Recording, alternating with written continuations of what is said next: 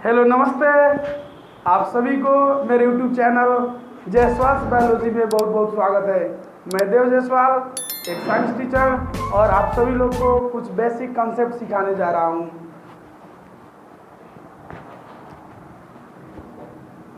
सबसे पहले क्वेश्चन से स्टार्ट करते हैं हम लोग। सो क्वेश्चन नंबर 1 ये है कि अगर आपको क्वेश्चन एग्जाम में दिया है, इंट्रांस एग्जाम का ये सब बात हो रहा है, कैसे बड़े बड़े लोग और साधारण अपने स्टेट से जाकर और बड़े बड़े इंट्रांस को क्रैक करते हैं लोग। क्वेश्चन है, calculate the number of electrons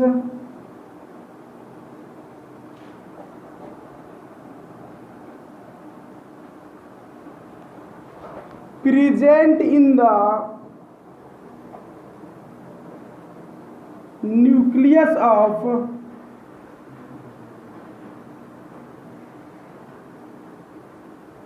sodium atom. आपको क्वेश्चन दिया है कि सोडियम एटम के न्यूक्लियस के भीतर कितना इलेक्ट्रॉन्स अवस्थित है। क्वेश्चन है, calculate the number of electrons present in the nucleus of sodium atom. और ऑप्शन में सपोज दे दिया है ए में 11,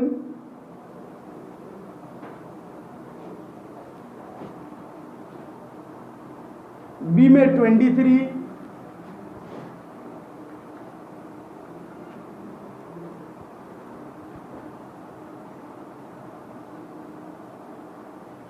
सी में 13 और डी में 0। क्वेश्चन है, calculate the number of electrons present in the nucleus of sodium atom. So थोड़ा कंसेप्ट, बेसिक कंसेप्ट का बात करें हम लोग। इलेक्ट्रॉन्स जो है किसी भी एटम के न्यूक्लियस के वरीपरी, न्यूक्लियस के बाहर ऑर्बिट में रिवॉल्व करता है। और यहां क्वेश्चन क्या है कि सोडियम एटम के न्यूक्लियस के अंदर कितना इलेक्ट्रॉन्स अवस्थित है, कितना इलेक्ट्रॉन्स प्रेजेंट है। और हम लोग को यह बात मालूम है कि इलेक्ट्रॉन्स जो है न्यूक्लियस के बाहर ऑर्बिट में रिवॉल्व करता है। इसका अर्थ इलेक्ट्रॉन्स तो ऑर्बिट में चाहे एग्जिस्ट करता है, न्यूक्लियस के भीतर नहीं। न्यूक्लियस के तो भीतर में इलेक्ट्रॉन्स एग्जिस्ट नहीं करता है। इसका अर्थ, इसका चाहे राइट आंसर क्या होगा? Option number D, 0।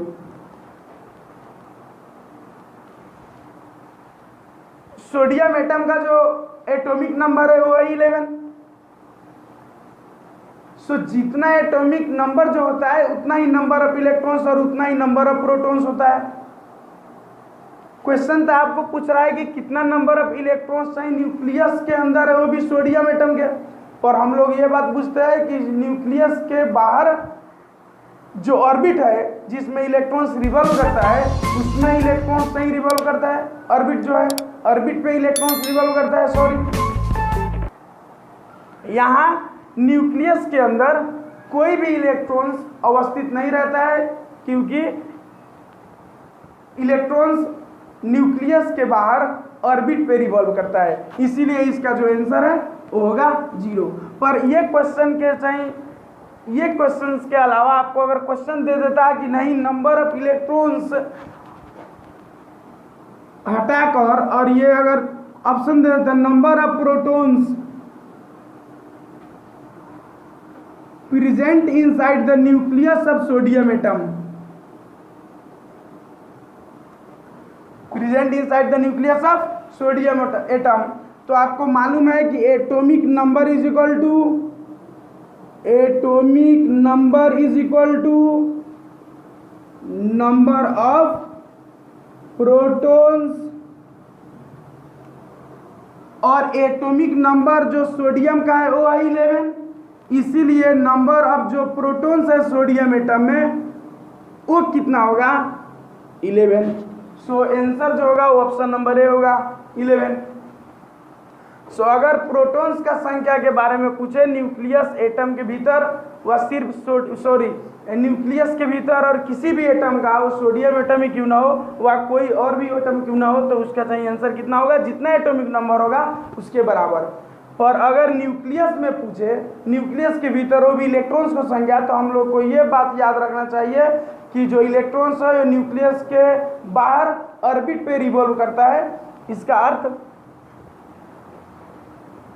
Electrons exist नहीं करता है inside the nucleus of any atom, इसीलिए इनसाइड द न्यूक्लियस यदि चाहिए क्वेश्चन चाहिए पूछता है तो उसका आंसर क्या होगा 0।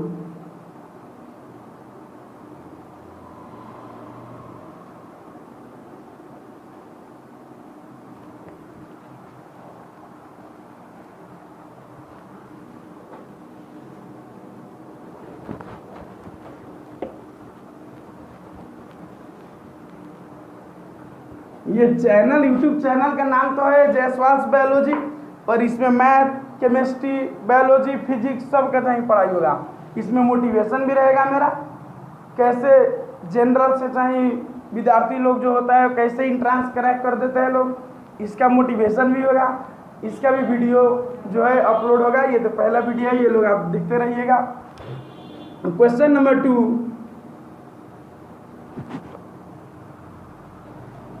ये एक तो मैट एग्जाम होता है MAT, मेंटल एप्टीट्यूड टेस्ट। ये 20 नंबर में आता है, इंजीनियरिंग में 20 मार्क्स का, सो मेडिकल में भी 20 मार्क्स का आता है। तो मेंटल एप्टीट्यूड जो टेस्ट है, इसमें आपका एबिलिटी को चाहिए जाना जाता है, आपका IQ कैसा है इसको इसमें चेक किया जाता है। वो 20 मार्क्स का होता है। नेपाल में जो अभी CE कॉमन इंट्रांस एग्जामिनेशन जो हो रहा है, इसमें ये मैट एक तो टॉपिक पर 20 मार्क्स का क्वेश्चन पूछा जाता है। सो सपोज आपको इंट्रांस एग्जाम में जो क्वेश्चन है वो क्वेश्चन दे दिया,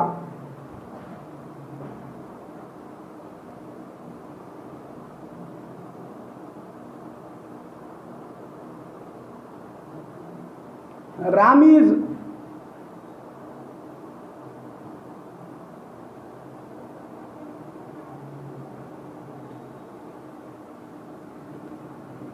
four times efficient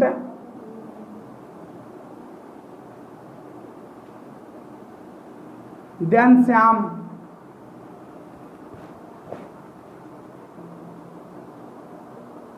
If a work was completed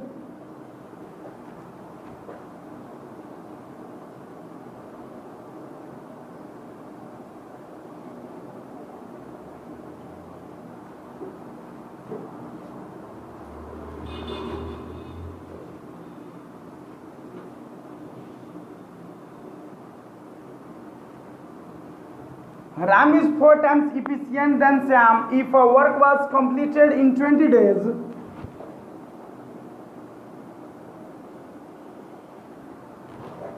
In how many days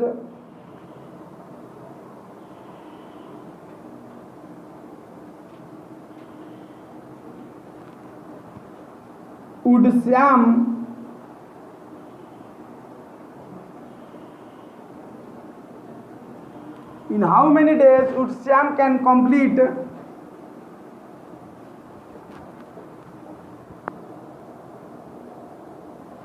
the work alone?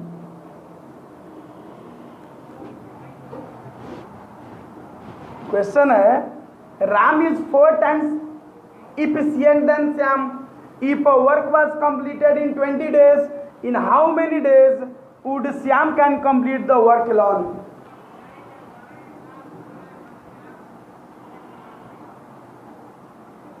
Ram का जो कार्य क्षमता है श्याम के 4 दोबर ज्यादा है, अगर किसी भी काम, अगर एक तो काम को श्याम ने 4 दिन में चाहे खत्म कर दे रहा है, तो जो श्याम है उसने 16 दिन में चाहे, एक ही दिन में चाहे खत्म कर दे रहा है। राम का इफिशियंसी जो है श्याम से 4 गुना ज़्यादा है। जितना समय एक काम करने में श्याम लेगा, उससे जो राम है वो 1/4 में कंप्लीट कर देगा। मीन्स अगर श्याम 16 दिन ले रहा है तो राम ने 4 दिन में ही खत्म कर दे रहा है। सो एक तो काम है जो 20 दिन में खत्म हुआ। यह केस ये है कि वो दोनों आदमी जब मिलकर काम कर रहा था तब 20 दिन में खत्म वो काम हो रहा था। तो अब क्वेश्चन आपको ये पूछ रहा है कि इन how many days would Shyam can complete the work alone.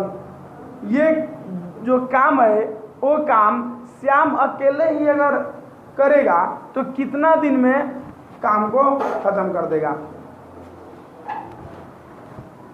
और एक जो क्वेश्चन है ना एंट्रेंस एग्जाम का, वो क्वेश्चन आपके लिए सिर्फ 1 मिनट 6 सेकेंड्स देकर जाता है।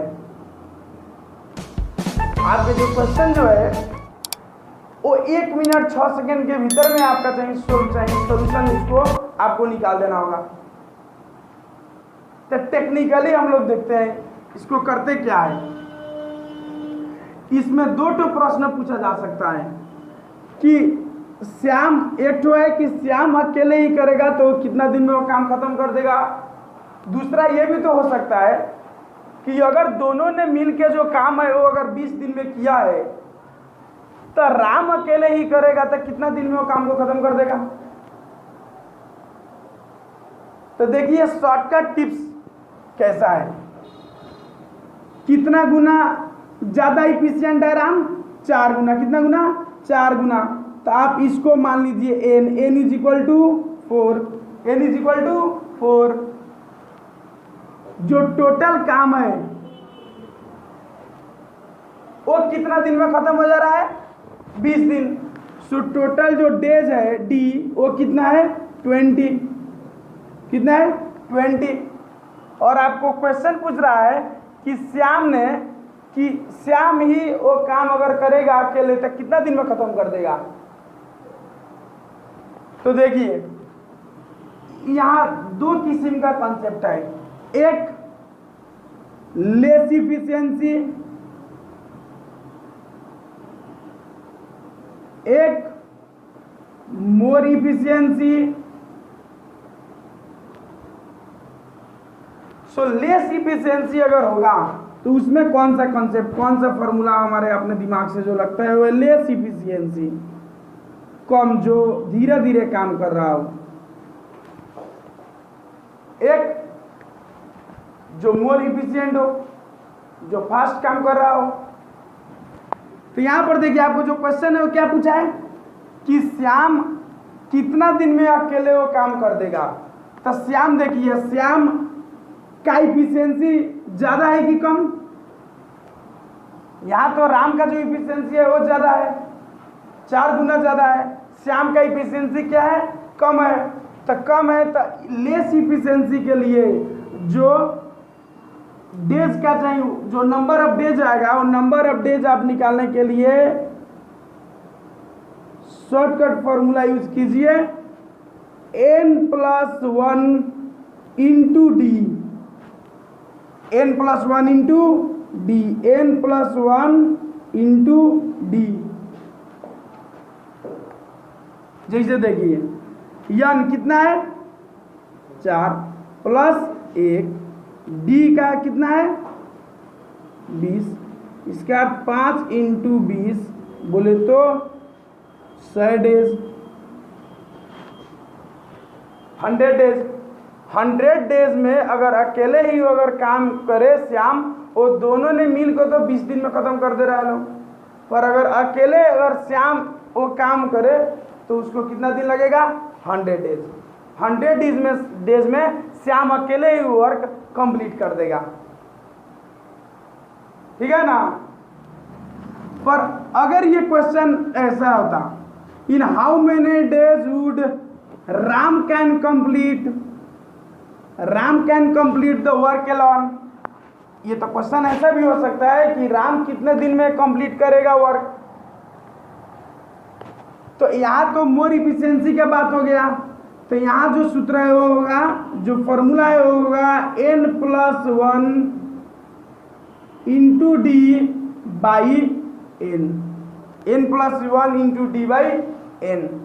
जैसे इसमें number of days,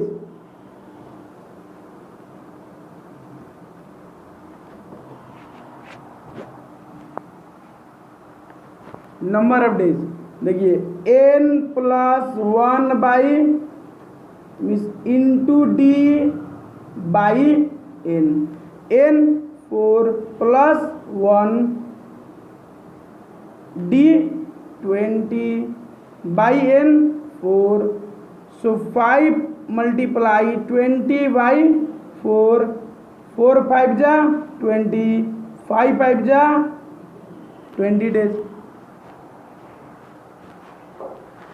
so more efficient और इफिशियंसी अगर होगा तो फॉर्मूला क्या होगा, n+1 by N into D, और इससे आप लोग बोल सकते हैं n+1 into D by N.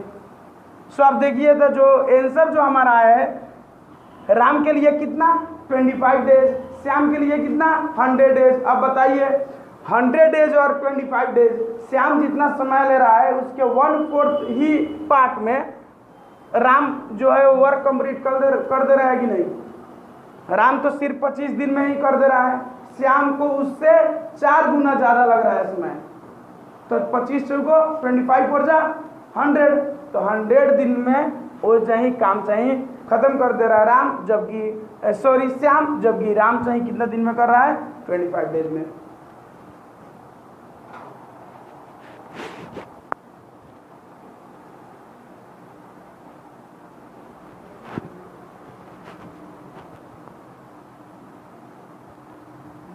इसमें 2 प्रकार का क्वेश्चन आ सकता है, और दोनों का जो फॉर्मूला है जो मैंने यहाँ पर लिख दिया है, लेस इफिशिएंट और लेस इफिशियंसी के लिए n+1 इंटू डी। एन का अर्थ होगा कि कितना गुना ज़्यादा इफिशिएंट है, डी मीन्स वो काम जो अगर दोनों आदमी कर रहा है लोग तो कितना दिन में ख़त्म हो जाएगा।